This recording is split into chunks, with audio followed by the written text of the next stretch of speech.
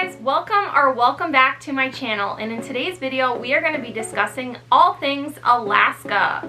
We just got back from our most amazing cruise with Norwegian Encore, and I'm going to tell you guys all the tips and tricks of planning the cruise, when we booked it, excursions we went on, excursions that we wish we went on, and all the do's and don'ts of going on your first Alaskan cruise. So follow along! So to get started, I want to talk to you guys about all the tech items that I packed and that I would recommend for an Alaskan cruise. We have so many tech items because obviously I film a vlog channel. So I brought my camera, which I'm using right now, which is a Canon G7X, which is awesome, and I highly recommend bringing, even if you're not a vlogger, it takes amazing pictures. And on an Alaskan cruise with the glaciers, you definitely want to capture as many pictures as you can to last you a lifetime worth of memories.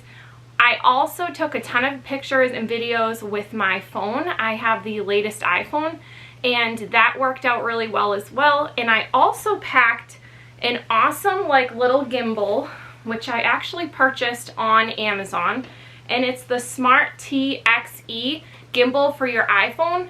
And this was amazing to bring on those outdoor excursions where you want to make sure that you're filming great films on your iPhone and it will maneuver properly with the movement of, like when we went on the White Pass Railway and you're climbing the mountain and it's a rocky train ride. That was really awesome. When we did our outdoor adventure tour with our UTVs, this came in handy with filming so that I could get you guys the best quality footage. So I highly recommend using this. And it was great because I didn't bring my GoPro, which I definitely regretted. So if you have one, I would highly recommend it, especially for any excursions where you're gonna get wet, because when we went to Mendenhall Glacier, that day was raining. It also rained a little bit in the afternoon when we were in Skagway. And on the Ketchikan day when we did that off-roading tour, it was muddy and rainy. So I didn't really want to use my Canon G7X for a lot of that filming. So I ended up using my iPhone because that is waterproof and water resistant. And if it did get a little muddy, it could be easily rinsed off. So this thing definitely came in handy and it works really awesome. To give you guys a little bit of a heads up, is it makes you use a separate app on your phone to film and control the movements of the actual device. And so transferring that, it wasn't a big deal to transfer those footage to my actual storage on my phone. And then when I got home, I could then transfer to my laptop to create the videos for my YouTube channel.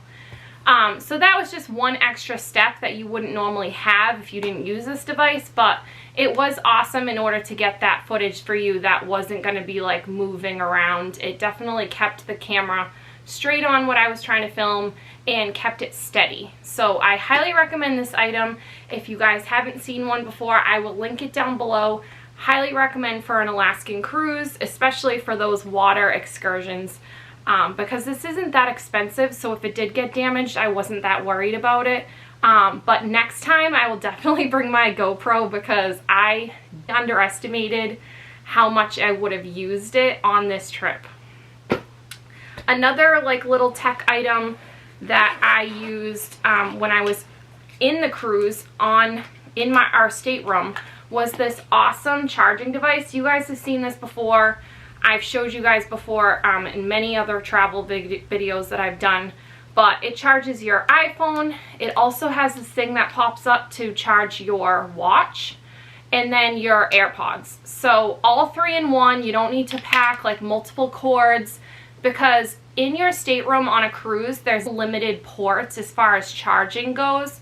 So you want to make sure that you are compact as possible, and also bring multiple charger batteries if you have multiple devices, because you can charge your battery while you're out and doing things, and when you get back to the room you can unplug it, plug in your device, and then have that battery pack as a backup, in case you need to charge something else and there's no more outlets. It was very limited as far as how many outlets we had. I know that some people brought a like electrical cord with like multiple plugs. We didn't find that we needed that, but having this per person, because my husband also had one and I had one, we found it very handy. So that was great. As far as battery packs that I recommend, this one is called the Vigor. I think it's V-E-G-E-R. I will link it down below, but it's up to 10 charges, and it has multiple ports for USB-C. It also has like a Android charger for those devices that you have that require that. And then over here is the old iPhone adapter. So like my AirPods still have this old adapter, so that comes in handy for that. But it charges directly to the wall. So you don't need a cord for it, and it's super skinny, lightweight. It can fit in your fanny pack super easily. This was awesome. I took it everywhere we went just as a backup in case I needed it. And what's great about it is you literally charge it once and you get like 10 full charges out of it, which is really awesome. And usually battery packs that do have a full 10 charges are like super heavy. This one is lightweight and easily chargeable. It's quick to charge, and it's great to bring with you on the go. So this has been awesome. I actually brought this on my European trip to London and also Scotland. This thing's been a lot of places with me, and I highly recommend. Another tech item that is really great is this iWalk portable charger for your phone.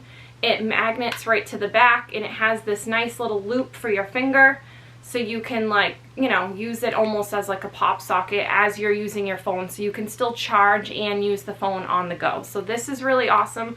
My husband and I both had one of these, and again, this was easily placed in our backpacks, so this I highly recommend.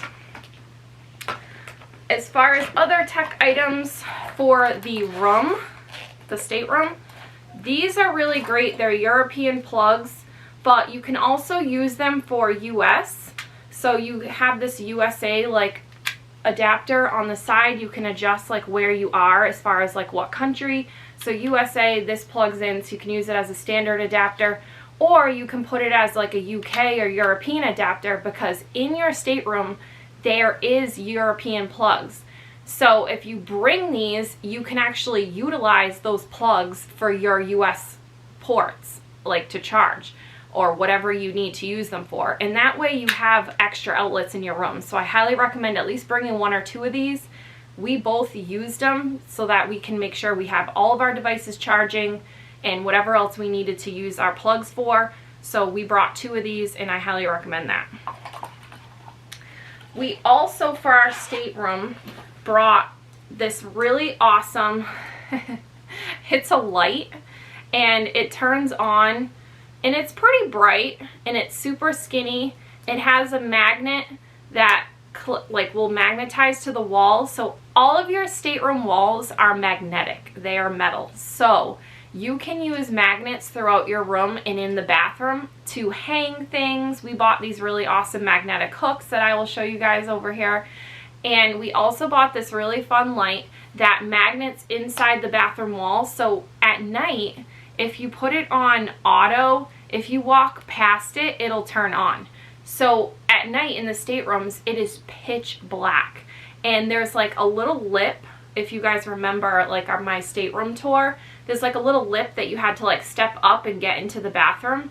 So at night, if you have to get up and use the bathroom, you could easily trip. And you don't want to necessarily turn on the bathroom light and interrupt and wake up your partner that's sleeping. So this was awesome because it's just bright enough where you're in the bathroom at night. You have enough light to be able to walk around, maneuver to and from your bed to the bathroom, but it's not super disruptive where it's going to wake up your partner. So I found this really handy. I actually watched another YouTube video where somebody had this, and I ordered it off Amazon. It's called the Arten X light. I will link this down below. This has been awesome to have on the ship. My husband actually really liked it, and what's great is you can actually charge this with a USB-C charging port. So we'll have this for years to come for any other cruise ships that we go on.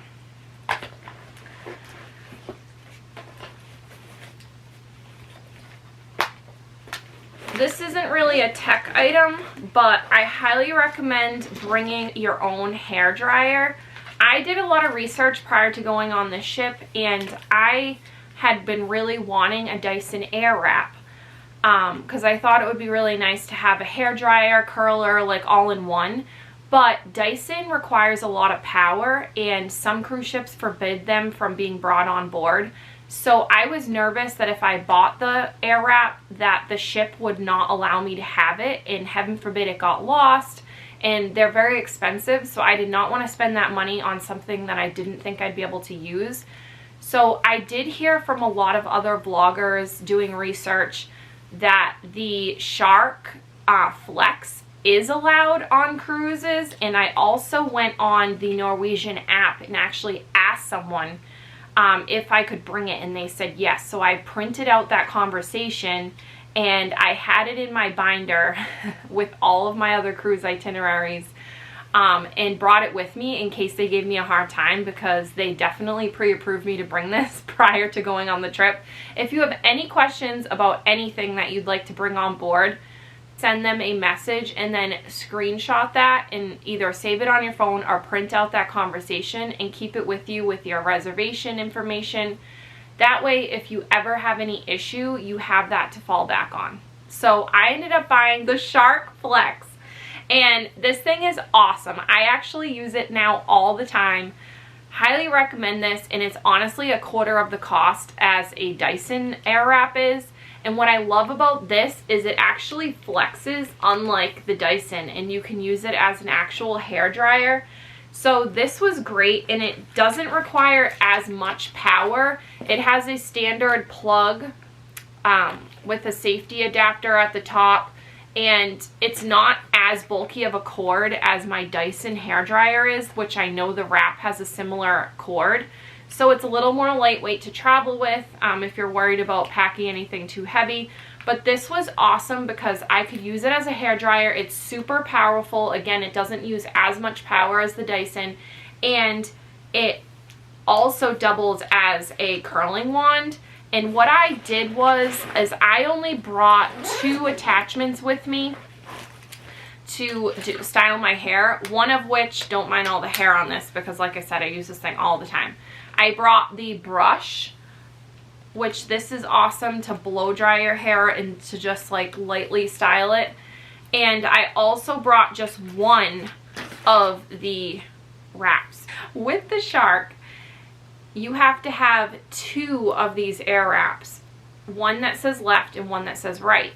But I, however, only use one. And when I do that is I typically will wrap one like standard, and then to do the other side, I flip it over so that the air is still going in the direction I want, and I curl like this. And that way, I only needed to bring 1 attachment. So definitely keep that in mind. If that's not a technique you guys are used to, practice before you go on your ship. And that way you bring one less thing. I mean, it's not that big of a deal to bring 2 of them, but I was just trying to cut back on what I was packing. So that is the Shark Flex. I will link this down below. You can get it on Amazon. There's also a really awesome like straightening attachment one now that just recently came out, so I'm kind of bummed about that I ended up buying this one, and then the newer version came out like shortly after. But my mom's super interested in getting one of these, so I was thinking about if I did buy the newer one, I would just gift her this one. Because it's not that old and it's still in really great shape, and she would love to use it. So that's a thought. Still pondering over that one. But like I said, highly recommend the Shark Flex. I also highly recommend bringing some sort of like first aid kit with you on the ship, because it is very costly to go to the first aid center on the cruise. In the event of emergency, they do have a really great health center with a doctor. There's also nurses that work on board, and they can prescribe you like medications if need be. They can do, you know, limited treatments, but if you needed like cold medication or, you know, basic like Tylenol, you can also buy that at the gift shop, like on the cruise. However, I didn't want to have to do that. There's also laundry service like on the ship where you can actually go and use like the washer dryers. But I'm highly sensitive, so I wanted to bring, in case I needed to wash anything, like my own detergent. So I just bought this little travel thing of all detergent that I brought, and I packed everything that I thought would be needed for like an emergency kit in this bag. So in here I have this all detergent, like I said. I packed a family pack of hulls.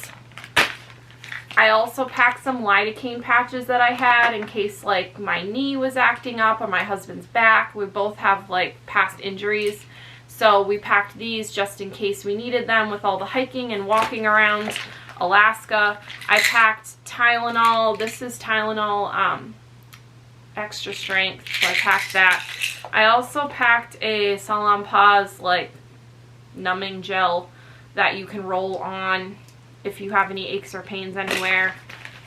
Some more like Ricola. I also packed some cold medication. These like little snack Ziploc bags are awesome.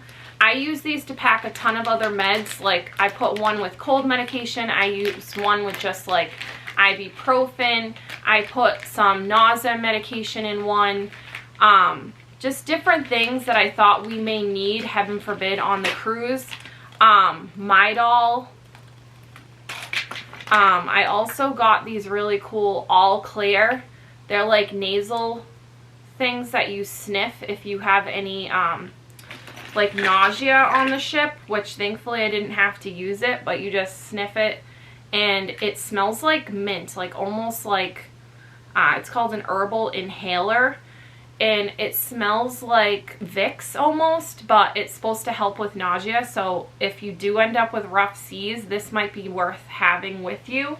So I got 2 of those, one for my husband and I both to use, and then I got this first aid kit that comes with alcohol prep pads, antiseptic towelettes, hand sanitizer, sting relief wipes, triple antibiotic, some butterfly closures, some band-aids, all different fun stuff.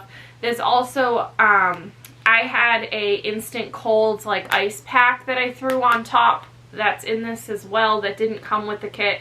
But this was bought at CVS, and I thought this was really nice because it's small, compact, and anytime we travel I can throw this in our suitcase. But I liked having this like safety kit like all together, everything in here. I've removed like a couple items since being back that we use like regularly, but you can customize this kit to whatever you need or whatever you think you might need in the event of getting sick while you're on the cruise or getting nauseous. I also packed bug spray, some sunscreen, because even though you're in Alaska, like we had some really nice like sunny days and we're sitting on the balcony and I did get a little bit of sun because it ended up being like almost 70 and the water was just reflecting the sun like onto us, and so I did get a little bit burned. So don't underestimate like the sun exposure that you get even though you're on more of like a winter vacation. Definitely still pack some sunscreen, especially if you plan on being on the deck and going to the pool. We did not take part in the pool at all on the ship because it was like in the 40s, like maybe 50s. We had like one day where it almost hit 70, which was our Glacier Bay day, which was really nice. But other than the very first night we got onto the cruise, like embarkation day, it was like beautiful, and a lot of people just like put their bathing suits on right as they got on the ship. They went to the public restrooms, changed into bathing suits, and they went right to the pool and they took part in the water slides and all that stuff. We did not do that. We took more of our time to like explore the ship while people were like off doing things to give you guys like a little bit better of a tour. So we did not do that, but bring sunscreen if you plan on it, because I did see a lot of people like red as a lobster and you would not expect that on an Alaskan cruise, so come prepared. And definitely bug spray, because we were lucky as far as bugs, but I've heard horror stories of people like hiking and walking at Mendenhall Glacier, and that's quite a walk to get to Nugget Falls, and people getting like eaten alive. We really lucked out that that didn't happen to us, but packing just in case. We also brought 4 items this awesome collapsible backpack. This thing is great because as you open it up, it unfolds this great backpack.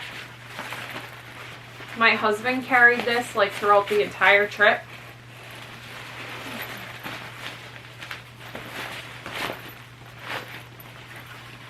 It worked out really awesome. So this flap that you just saw will like zip up the back, so there's like an extra pocket in the back.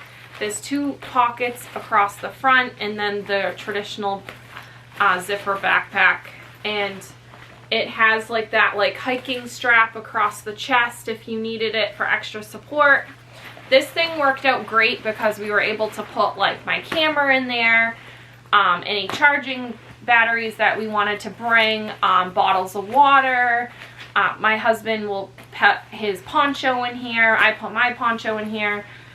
Anything that you want to bring throughout the trip, your umbrellas, those type of things that you might need. This thing is awesome, and it wasn't very bulky, and you can just put this in your carry-on suitcase and whip it out when you need it on the trip. So this has come in handy on many vacations, but especially on the Alaskan Cruise, because any of those day items that you might want to bring with you, we had with us in this. So that was really awesome. As far as umbrellas, I got these at Walmart, and they're great because they have this like little like felt pouch that goes over them to kind of keep them nice during travel. So you can open that up, and they're just a standard, they're called the JS Compact umbrella. They're pretty like small. You can get them tinier, but these are great because they're wind and water resistant, but especially high winds. I was nervous like being in Alaska, if it did get windy, if this thing would get like whipped and mangled and ripped apart. So I wanted to make sure I got some great like wind resistant umbrellas, and we highly recommend these. We used them many times along the trip because we did have some rainy weather, as you guys saw, but we didn't let it get us down. It honestly doesn't matter what the weather's like, you're gonna have an amazing time. And all the excursions we did, outside, inside, whatever it was fine, rain or shine. So don't get down if your weather is gonna be bad. But just plan ahead and bring stuff that's like going to be water resistant. These umbrellas, like I said, were really awesome, and they're small, so that was great to just throw in our backpacks, and they weren't bad to put in our suitcases. We also brought ponchos. I'm not going to open this up all the way, but I just want you guys to see like how thick they are. I highly recommend getting these type of ponchos, not like the thin plastic clear like trash bag ones. People were wearing those off the ship when it was raining, and they were still getting soaked. They're not great. They're not really breathable. They were like, you know, people were sweating in them, still getting wet. These are awesome because they are totally water resistant, and they have like pockets. They're awesome. They come in this like mesh pouch, so you can like shove them back in there, use them many times over. These ponchos, we only really wore them on our Ketchikan day when we did the off-roading adventure tour with the UTVs. This was great because I was able to drape it across my lap on the UTV and not get totally drenched. And this worked out great, so I was able to stay a little bit warmer, draping it over me as like a little bit of a blanket. Otherwise, this umbrella was key. I didn't really need a poncho. So, but if you're going to Alaska, I would highly recommend bringing one and just keeping it in your backpack, because if it does end up getting to be torrential rain, and you're worried about getting soaked, or you have equipment with you that's going to get wet, this backpack is not water resistant. However, I have a water resistant backpack cover that I was able to put over this. But if you didn't want to invest in that and just use a simple poncho that you could throw over yourself wearing the backpack to keep your equipment dry, this is the poncho I would get. So I will link this one down below as well. Other little things, This is a collapsible duffel bag. I always go crazy buying souvenirs when I'm on trips because they're once in a lifetime vacations, and I always tend to overpack, so I never have room for my souvenirs. So what I typically do is throw my clothes from my suitcase that I don't necessarily care about, like clothes that I'm not worried about getting lost, and I'll check this bag, and then my souvenirs I will throw into my suitcase. That'll also get checked, but they'll be more protected. So if I do buy anything that's like breakable or something like that, because this will not protect any breakables. But what's awesome about this duffel bag is see how compact it is. It opens up to quite a bag, and this has come in handy on so many trips where I've brought in home so many goodies. And what's awesome is this thing has so many pockets, so like 2 across the front, many pockets on the inside, and it's super lightweight, and it has like 2 straps across the front with like this Velcro, and then there's also a strap that you can wear like crossbody, and so it's great. So those of you out there that are crazy shoppers like me, when you're on a trip and want to bring home so many souvenirs for not only yourself but your friends and family, definitely get a collapsible duffel to pack in your suitcase because you will love this thing. I also packed this little pillow for the plane, but what is awesome about this is that it opens up and it is a blanket. And it is so soft and cozy, and honestly this thing was amazing for not only the plane, for those long distance flights, but it is amazing for when you're on the balcony outside of your stateroom and you are just like watching the glaciers go by and wearing this blanket over you, and you're just cozy. It is so awesome. So I highly recommend this if you have a balcony room on an Alaskan cruise and just want like a little throw to have with you outside of your room when you're sitting on the balcony just trying to be cozy and staying warm. This thing was awesome, and it's super soft, and it definitely came in handy. My husband and I both had one, and we just put them in our carry-ons. What's really great about this little pouch is it has like a carabiner, so you can actually like clip this to your carry-on or your backpack for the flight, and you will have it so it doesn't take up any room. And like I said, you can use it as a pillow on the plane, or you can pull it out and use it as a blanket anywhere you need a blanket. So I highly recommend this, and I will link this down below. These were from Amazon as well. As far as my outfits, I will not be going through all of them because you guys definitely saw all of my outfits for every single day. So I will link my vlog videos like down below if you guys are interested in what I wore. But I'm not one to want to wear like my old clothes like on a trip.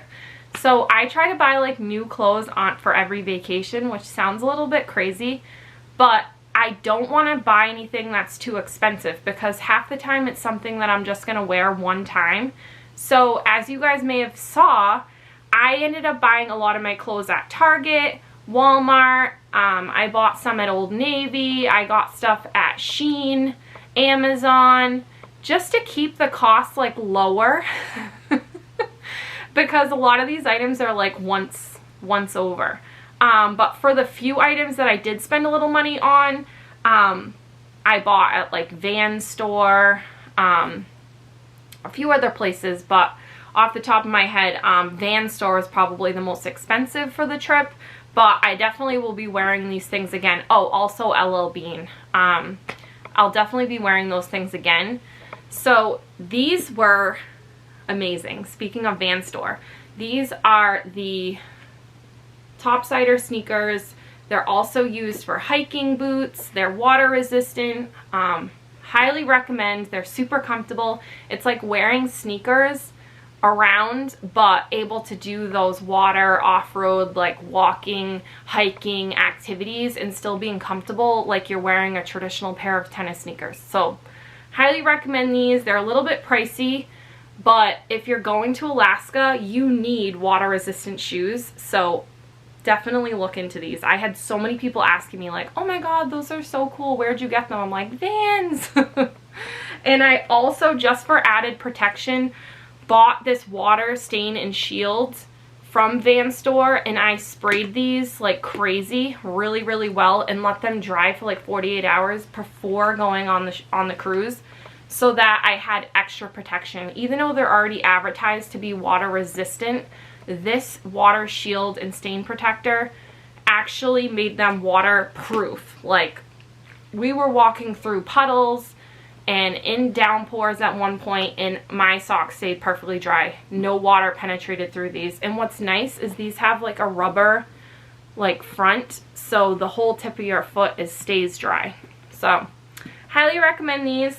And as far as like walking around the ship, you guys have seen these many of times. These are my Dolce Vita leather sneakers. If you guys are gonna buy these, I highly recommend wearing them for a long, long time. And stretching them out, wearing them in. Leather sneakers are not something that you can just easily buy and just wear and not have a problem. You need to work these in for quite a bit before they're super comfortable and not gonna give you blisters.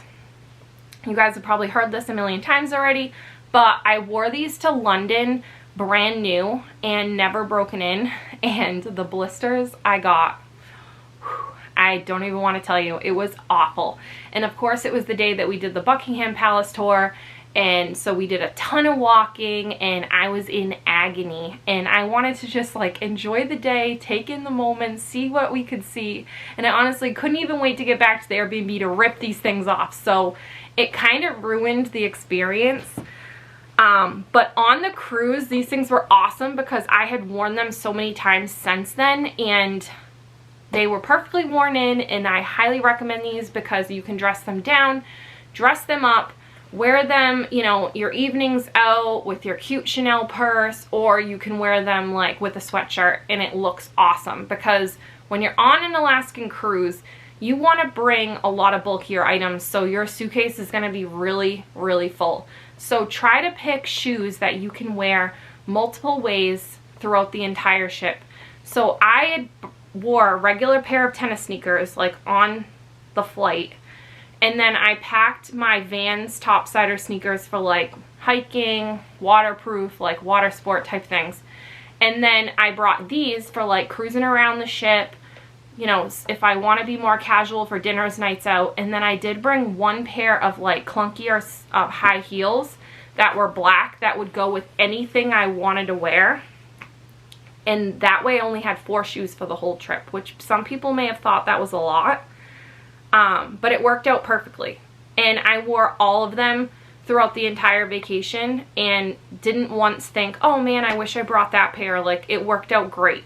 So plan your wardrobe accordingly for the whole trip and try not to overpack. Like, pick out a pair of shoes that you think you can wear with multiple outfits. And what I recommend doing is putting like a capsule wardrobe together prior to your trip. And if you have like a hanging rack, hang all of your outfits up and put all your shoes out and just see like what you're actually bringing, and try to wear like the same jeans with like multiple different tops, or like one top for evening with like a couple different bottoms, like to try to bring a capsule wardrobe so that you're not overpacking. Because like I said, you do have to bring a lot of bulkier items, especially if you're going during the colder months in Alaska. We really lucked out because we went end of September, so that was like the second to last trip of the season, and it wasn't quite freezing yet. It was like 50 degrees, maybe high 40s most of the time, which isn't that cold for me because I live in New England, so I'm used to like winter weather. But for those of you that are from a warmer climate and you're not used to that kind of colder weather, you may want to bring bulkier items. For packing those bulkier items, I highly recommend these hefty vacuum sealed bags that you can like roll your clothes, and that way it really makes everything compact for in your suitcase. These really came in handy. And also using compression like packing cubes, those were really great as well for those bulkier things like your winter jackets that are like those puffy winter coats. that you want to bring that are mostly full of air and feathers, if you use this to compact it down, it won't take up as much room in your suitcase. For outerwear, I brought a Carhartt raincoat. This thing came in handy. It was really great because it covers my butt, so it's nice and long. It has a great hood. It's waterproof. It's not super thick. So if you're looking for like a warmer raincoat, this is definitely not it, but it was great to wear as a layering piece, like over sweatshirts or over bulkier items, just for that waterproofing aspect. This jacket really came in handy. Again, this was a Carhartt coat. I will definitely link that down below. I brought so many cozy sweaters. This was a long cardigan from Target that I really loved. It has like 2 pockets in the front. Super warm if I just wanted to, you know, be cozy, comfortable, walking around the ship or out on the balcony or walking on the bow of the ship on Glacier Bay Day. This jacket, like, well, not jacket, but it's a long cardigan, so it feels like a jacket almost, was super warm and comfortable, and it's like a blanket. So that was really great. I only brought one of those on the ship. I also had this nice cozy parka like sweater. It's like almost like sheepskin. And I bought this on Shein for super cheap. It was like 10 bucks, I think. I will link this down below if they still have it available.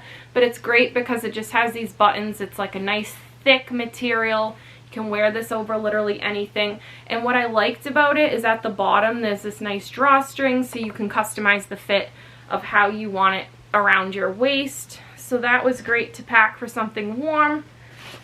I also had this nice thin jacket from LL Bean. It has like the cute zipper pouch, kangaroo pouch like pocket across the front. And this is super thin, so again, like, this is great for like a waterproofing, like layering piece to wear over like a sweatshirt or, you know, like a crew neck hoodie. This would be great to wear over it for a windbreaker / waterproofing piece. A lot of my jackets that I brought are water resistant. And you do not need to bring as many coats as I did, but like I said, I like to interchange my outfits and have like many options. But I do have to say, I wore every single thing that I packed. So I have 0 regrets. I think there was one dress that I brought that I didn't wear because we only did like one formal night on the ship. That's one thing I do have to say is Norwegian Encore, well, not even Norwegian Encore, but an Alaskan Cruise, like any Alaskan Cruise that I've done research for, they're super casual, so you do not really need to dress up like at all. And if you want to wear jeans the entire trip, you can. So my husband loved that because he is not a dressy kind of guy.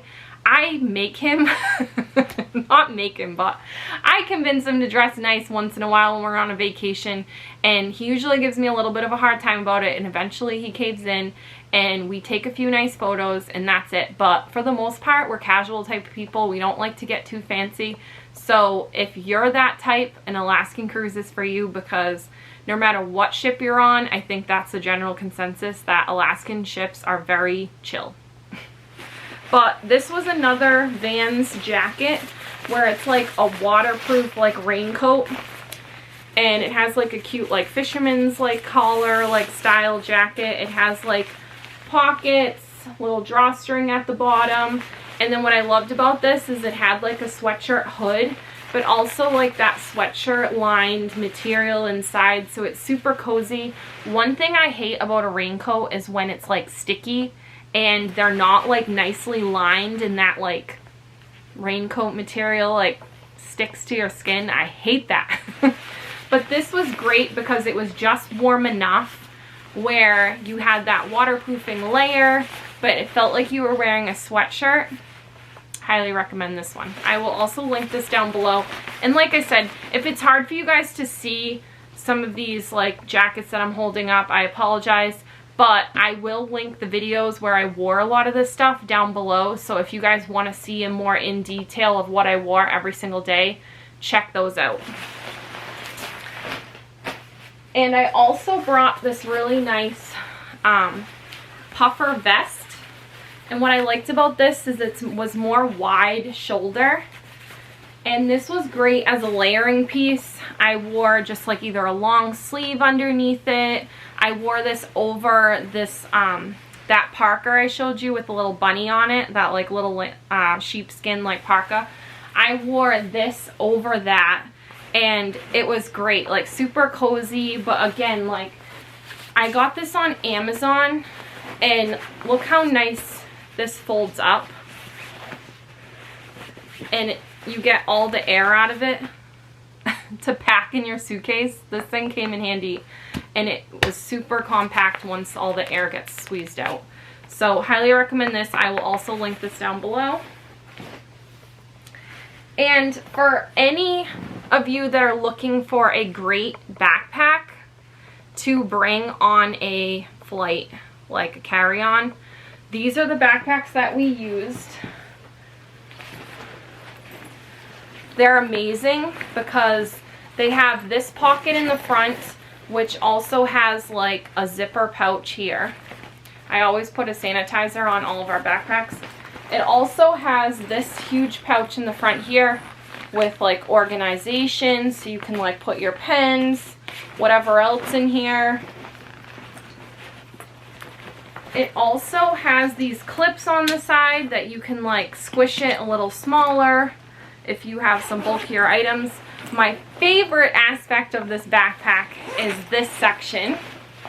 So it's literally like a suitcase where you can like unzip this pouch and like pack stuff here. There's like a waterproof section for like your toiletries. It's awesome. So it's literally like a regular carry-on suitcase. So you can pack clothes in there. And then there's another pouch in the way back that has like the laptop pocket and then another pocket. So this backpack is awesome. And then there's like a hidden pocket back here for like your safety like items like that you don't want easily stolen. I always put an air tag in this pocket because it's pretty inconspicuous. No one will know it's there, and that way if this backpack ever goes missing, I know where it is. But I usually put like my passports back here, any cash that I'm bringing back here, so that it's away from, you know, regular sight. And then it has like this little trolley pocket, so you can like slip this over the pull of your regular suitcase. And this thing is awesome. I do have to say though, when it's full, it's very heavy. But if you're trying to cut space, because this will fit, not completely full, but if it's not completely full, this will fit under your feet, like on the plane, and then you can put your regular carry-on above your head. And then you can still check a bag. So if you're trying to like cut corners and only check one bag, you can bring 2 of these, which this could be as a personal item, and then your other suitcase can be your carry-on. It's a way to cut corners to save a little extra money, and this thing is awesome. So we both brought one of those, and we brought one checked bag. We didn't do any other carry-ons, but we didn't really need to. We did one big checked bag, and then we each had a backpack, so it worked out really good. Another item that I highly recommend for your next Alaskan cruise is a pair of binoculars. These are really nice, compact, small, easy to carry around. You can stick them in your purse. I also like that they had like a nice string so you can wear them around your neck anywhere you're going, because you will want to use these, especially if there's a whale sighting like farther away when you're sitting on your balcony, or if you're out and about and you see like a bald eagle and you want to like get really close up and see them in person. These I highly recommend. They were really affordable. I got them on Amazon. They have like a nice little rubber rim for around your eyes, so they're not like uncomfortable to use or wear. Highly recommend these. I got a pair for my husband and I, and they're really nice, like I said, to pack in your backpack and be on the go. Another really great item to have with you on an Alaskan cruise is a collapsible hamper. that was really great to have in the stateroom, because if you're trying to stay organized and clean, as you're wearing dirty stuff, I just threw it in there. And that way on the way home, I knew like what we wore, what we didn't. I could separate our dirty from our clean. It just made the packing process a little better for the trip back.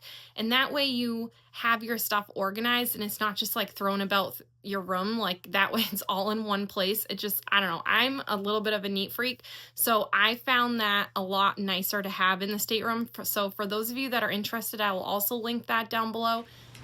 One other tip for an Alaskan cruise is creating an itinerary. Some people may think this is a little bit too much, because no matter what ship you're on, most of them have an app. So Norwegian has an app, so you can easily go on there, book your whole cruise through the app.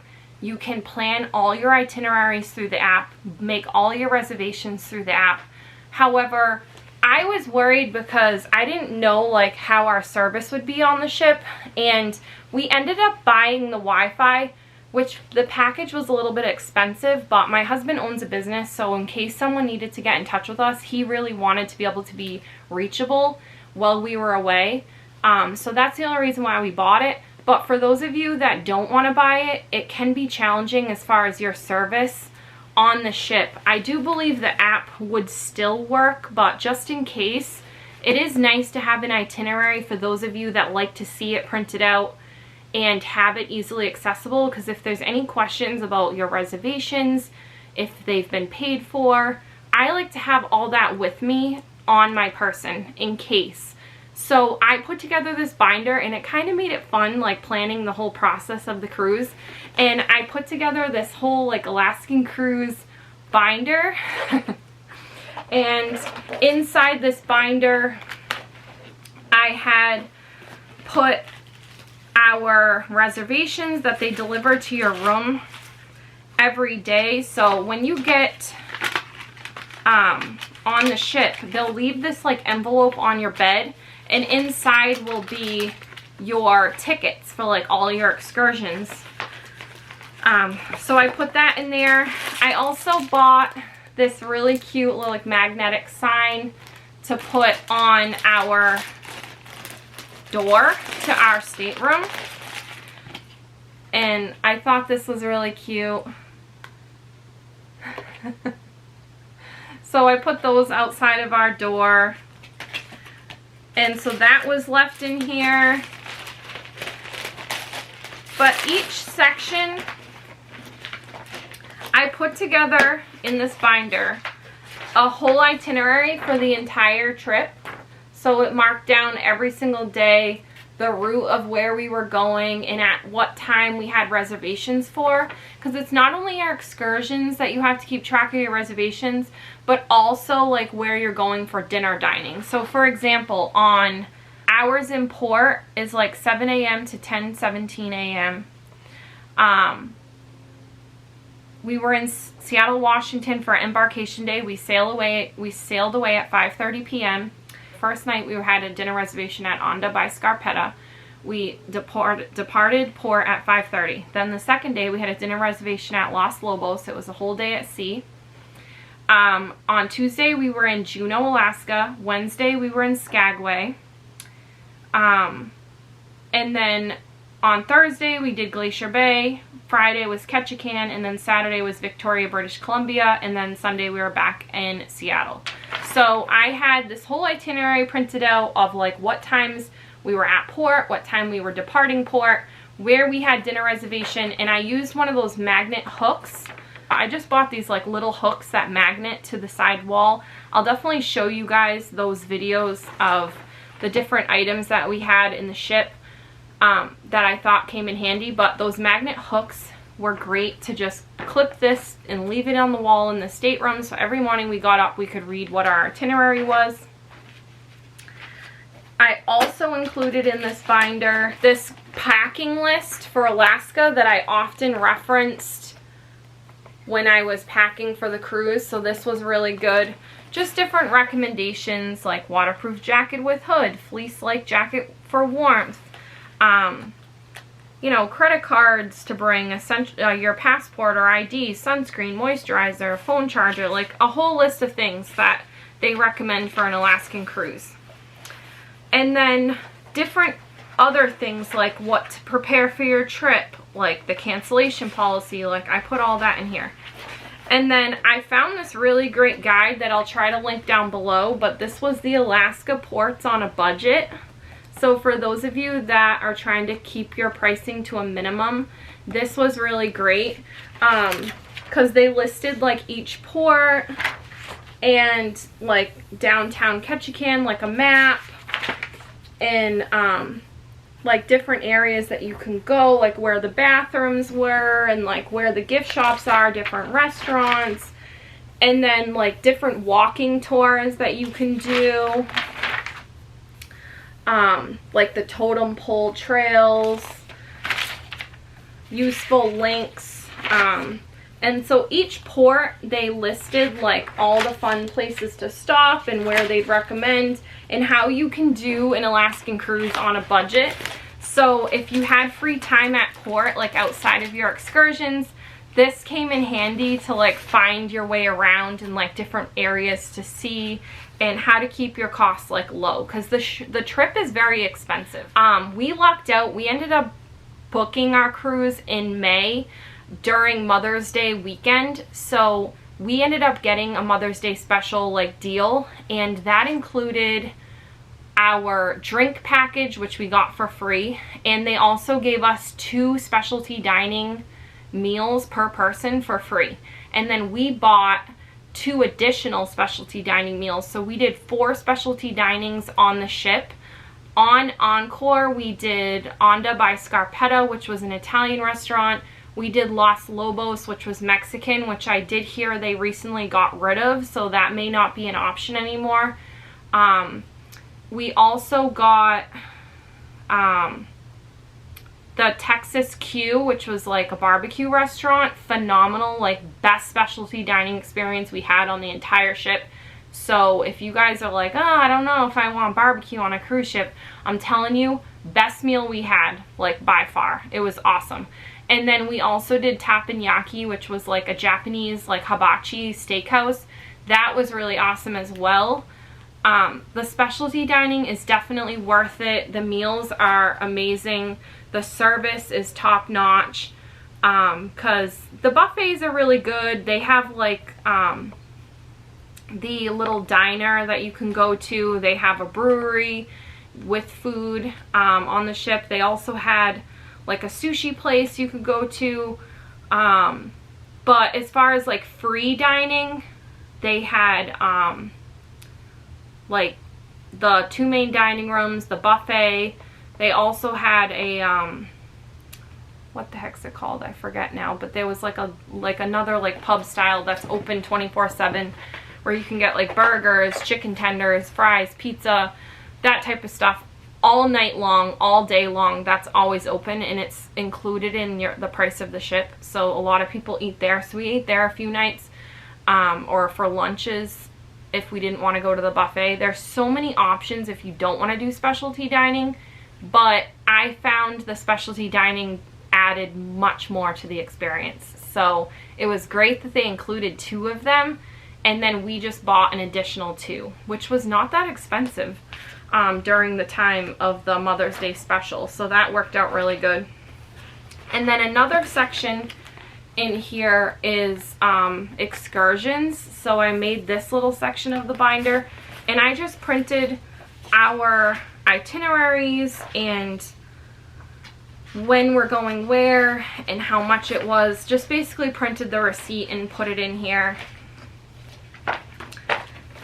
And I also printed a list of like all the restaurants that are on the ship and like what they have to offer if we decided to do another specialty dining.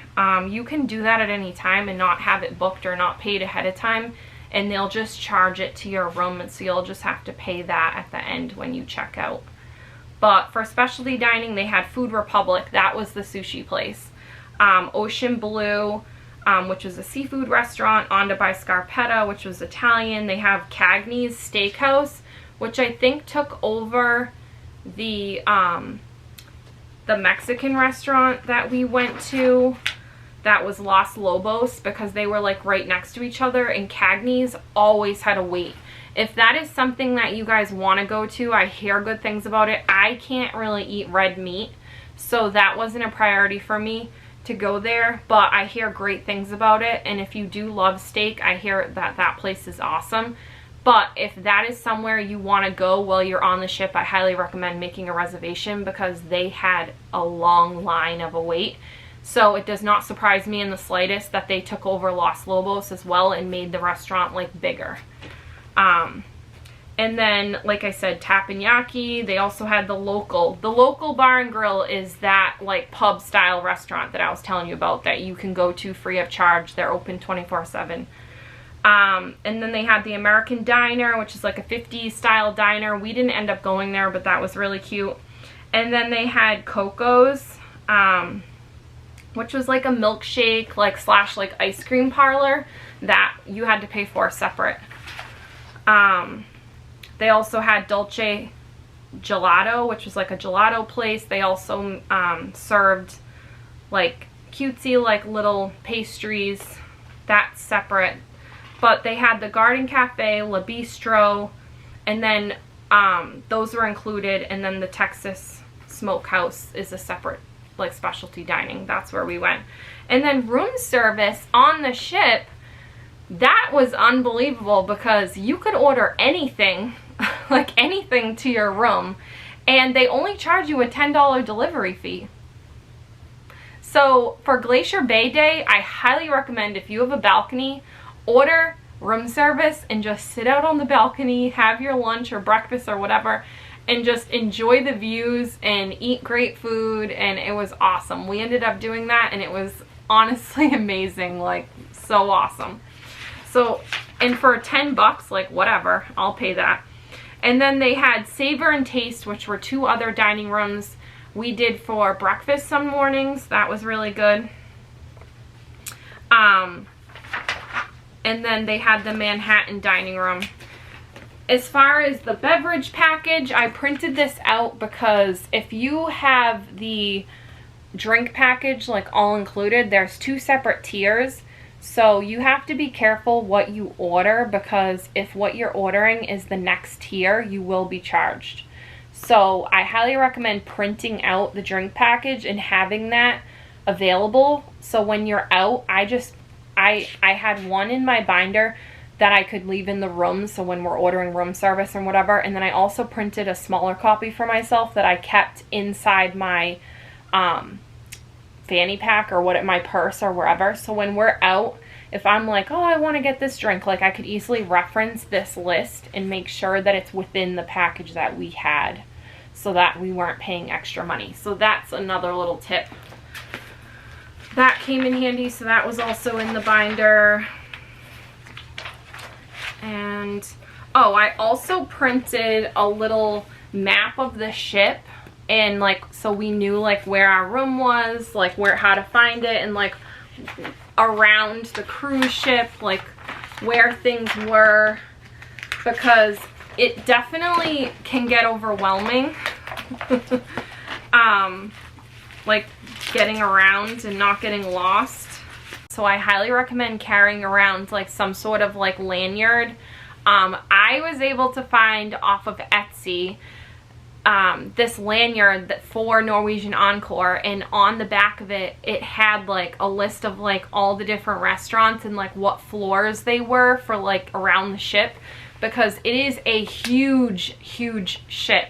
And it is so easy to get lost or like forget like what floor different things are. And yeah, near the elevators they do have like the list, but if you just want a quick reference, like, oh, let's go to dinner at this place, or oh, let's go to the mojito bar, it's on this floor, you can like look at this quick little reference. And you have to wear a lanyard pretty much everywhere you go anyways, because you have to have your room key available, because no matter where you go, even if it's free of charge, you still have to show your room key so that they know like that you not only belong on the ship, but like that you're using your package appropriately. So they scan that everywhere you go, and that way you can tip at the end before you leave appropriately, based off of like what you've purchased throughout the week or what you've eaten throughout the week. So they will scan your room key everywhere.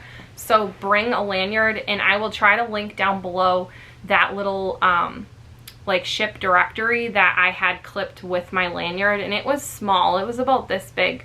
So it just looked like a backstage pass kind of thing, like on my lanyard that I used. And so many people on the ship were like, that is awesome. Oh my God, where'd you get that? Like, that would have been really handy to have. And so I'm like, oh, it's on Etsy. So any other ship that I go on in the future, I will definitely look for one of those for that ship as well. For the excursions on this trip, our first day in Juneau, we stopped in port and we went to the Mendenhall Glacier. That was really awesome. There was a bus that picked us up like right outside of the port. We got there a little bit early, like maybe an hour before our actual bus like arrived. So when we got off the ship like right away, as soon as we docked, and we got to check out a little bit of the town, so that was really neat. Did some souvenir shopping, like looked around. We got on the bus, it brought us to Mendenhall Glacier. We did like a 5-mile like little hike round trip from the Mendenhall Glacier observatory to the Nugget Falls. That was really nice. And then we walked back to Nugget Falls to the observation observatory, shopped around, and then we got back on the bus, which was like a 30-minute drive back to the port. And then when we got back to port, we kind of shopped around a little more. We ended up going up to the Gold, I think it was called the Gold Rush Tramway, that brought us like up the mountain. So that was really awesome. I wish we were able to do it during the day because it was $50 a person and it was not worth it for us to do it at that time of day. So if you guys are interested in that tram in Skagway, definitely do it like in the morning or midday, because there's some really great like hiking trails at the top where you can actually like hike up the mountain to that like observation deck, or you can actually take the tram up and then hike your way down, which I wish we would have been able to do because it looked really cool. And there's different totem poles along the way that you could have seen. But at the top, there's a restaurant, there's a gift shop, there's this awesome observation platform where you can like look out the bay, like water area, like where all the cruise ships come in. It's an amazing view. So you guys did get to see that in my video. But we weren't able to really utilize or do as much for $50 a person, so that was kind of a waste, but it was awesome views. So whatever, we got to experience it. So that was our first day in Juneau. The second day, we were in Skagway and we did the White Pass Railway, so we were able to get off the ship, and right as we got off the ship, the train was able to pick us up like right there at the port. Which was great because they have that special for the cruises. So if you book your train ride from the cruise, that's where they pick you up. And then it brought us all the way up to basically British Columbia, and then it loops back down like the Yukon, and it loops back down to Skagway. And when we got off the train, first of all, the train ride was breathtaking. Like, the views were amazing, white-capped mountains, like such a great train ride. They tell you all the sights along the way, and what they went through for the gold rush is unreal. Like, I don't know how they got equipment up there. They had to like hike up there. It was nuts what they went through for that gold rush, but it was really cool, like educational experience. And for those of you that love like a scenic, relaxing, like, you know, little train ride, that was unreal. So that was really awesome. But when we got back to Skagway, we just explored the town. We went to the Red Onion Saloon, which used to be like a brothel. So that was really cool. And we got lunch there, had a few drinks, and then we walked around to the different shops. I was able to get this Alaska sweatshirt there and a few other souvenirs. I also collect like patches wherever I travel, so I was able to get a couple that day. We made it back to the ship, kind of had a relaxing night, and then the next day we had our Glacier Bay experience, where they brought us to the Johns Hopkins Glacier. They also had different people, like different park rangers that got onto the cruise ship, and they told us like about the Glacier Bay National Park, the wildlife that you'll see, and all the aspects of nature. Any questions that you have, they were really informative. That was really cool. They also did like seminars that you could have gone to, like in the auditorium, which we didn't end up doing. But on Glacier Bay Day, they actually open up the bow of the ship and you can go out onto the deck. Don't do what we did. When you get on the bow, just go right up there and observe, and then come down and get a drink, because they kind of trick you when you walk out. They're like, oh, would you guys like to get a drink? And we were like, yeah, let's have a mimosa. So we're drinking our mimosa and we're trying to go up, and they're like, no, you can't go up there till you finish your drink. And we're like, why'd you offer it to us? So a little tip, just go out there, see the glacier, hang out up there as much as you want, come back down, then get your drink, enjoy your drink, or take it to go. So we ended up getting a second drink, taking it to go, and we went back to our balcony. And oh my god, if you have a balcony room, don't even bother really going to the bow of the ship. I mean, if you want to see it, you can, but the bow of the ship is for those that don't have a balcony room. So it was so overcrowded, not really worth it, but I wanted to check it out just to like see how it was, because that's the only time you're allowed out there. But the observation lounge is packed with people. Like, you know, people camp out there like the night before, and they put out like blankets and towels to like reserve different chairs and whatever.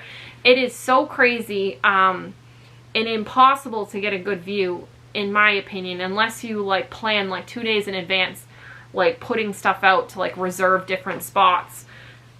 It was crazy. Like, people were like, no, I'm gonna sit here, my family's already reserved this spot. I'm like, oh my god, thank god we had a balcony, because that was the best view. And I don't care where you are on the ship, because they actually rotated the boat like 360 like multiple times. So as we're sitting on the balcony, it just slowly turns, so you get a 360 view of all of Glacier Bay like multiple times. And we were out there for quite a while, and the Johns Hopkins Glacier was unreal to see in person.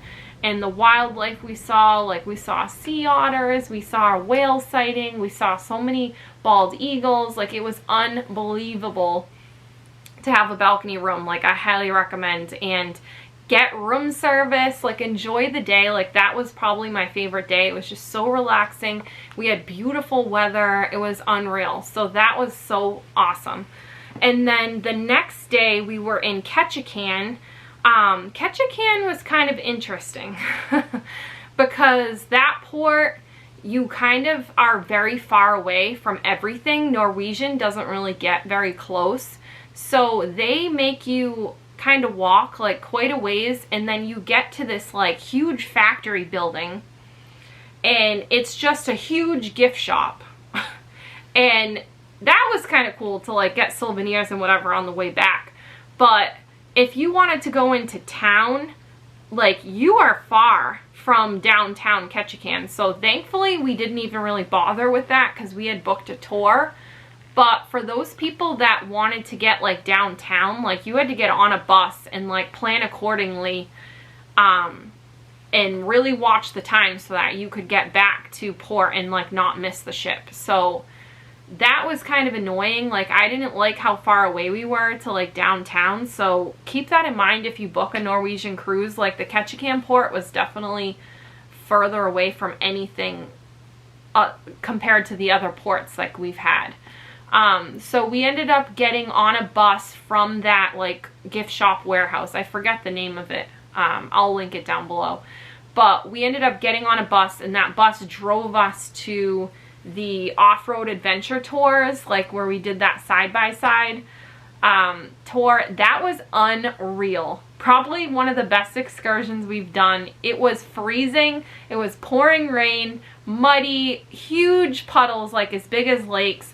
And we're just like cruising through, getting soaking wet, but it was awesome. And our tour guide was amazing. They advertised these like really crappy little buggies, like off-road buggies, and we were like, whatever, like it'll be fun. Like we love doing off-road adventure tours anyways, like any type of like side-by-side quadding, anything like that. Like my husband and I are all about it. Like we've done it so many times on so many vacations. We have a off-roading vehicle ourselves, so like we're all about that. So we were like, whatever, it'll be fun, because we did book a seaplane adventure tour and the weather was iffy and it ended up raining really bad, and so they canceled the seaplane tour, which I was really disappointed about. But then we ended up booking this last minute through the ship, and it worked out and ended up being like the best thing we did the whole week. But our tour guide was awesome. Like there was many stops. We stopped at this great overlook of the bay, and he kind of went over like different wildlife and like vegetation that we would see there. And he also brought us to this great waterfall stop that was really pretty. It was just so much fun. And then we got back on the bus that brought us back to that like gift shop like warehouse. We did some shopping and then went back onto the cruise. But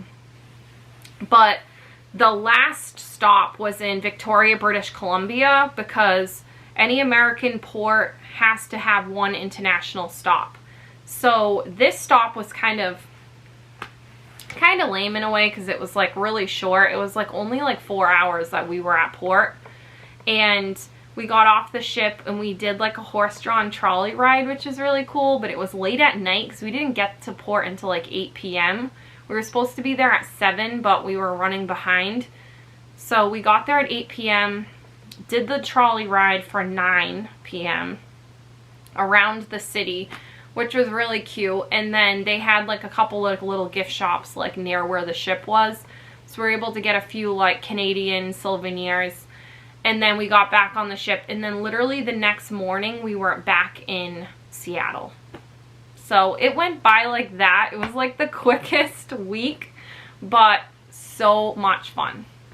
As far as like activities on the ship, they had so many like different things, like comedians. They had family-friendly comedians. They had an adult comedy show that was like really good.